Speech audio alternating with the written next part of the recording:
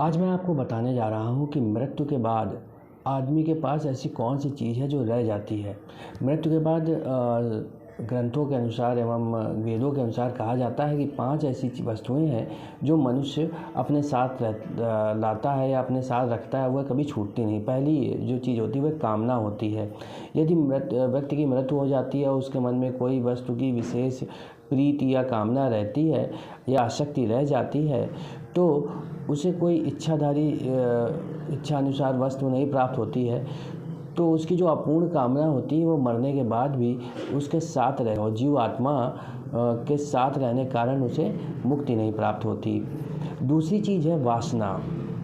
यदि किसी व्यक्ति की मृत्यु हो जाती है और उसको वासना की कामना रहती है, यदि शारीरिक भोग नहीं हो पाया है या संसार का हर सुख उसने नहीं प्राप्त कर पाया है जो सुख की वह कामना कर रहा था, जैसे गाड़ी, पैसा, बहुत चीज़ें हैं जो व्यक्ति को प्राप्त करनी होती हैं, वह चीज़ों की यदि वासनाएं अधूरी रह जाती हैं तो ये व्यक्ति जो है मोक्ष प्राप्ति नहीं करता है।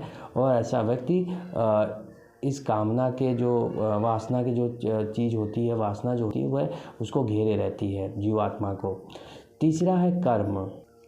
देखिए होता क्या है, व्यक्ति की मृत्यु हो जाती है और व्यक्ति को मरने के बाद वह चाहे सत्कर्म किए हों या कुकर्म किए हों, वो उसके अनुसार वह अपने कार्य करता है। लेकिन मरने के बाद जीवात्मा के साथ कर्म की जो पूंजी होती है वह साथ ले जाता है। लेकिन होता क्या है कि जीवात्मा जब कर्म की पूंजी साथ ले जाता है तो कुछ कर्म उसके अधूरे रह जाते हैं जिसके विषय में वो चिंतन करता है, वह मोक्ष को प्राप्त नहीं कर पाता है और वह भटकता रहता है। इसलिए आपको अपने सभी कर्म को अतिशीघ्र पूर्ण करना चाहिए।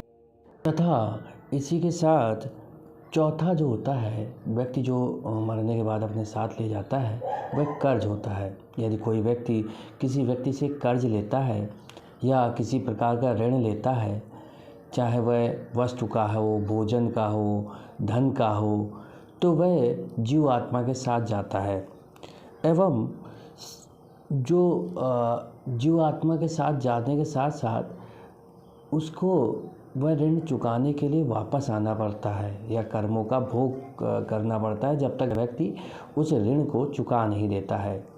इसलिए हम लोगों को सभी प्रकार के ऋणों से मुक्त होना चाहिए, माता पिता के ऋणों से तथा मित्रों के, धन के, गौ के एवं जितने अन्य प्रकार के ऋण हैं जो पुण्य हैं उनसे मुक्त होना चाहिए। पांचवा, जीवात्मा जो अपने साथ ले जाती है वह पुण्य है।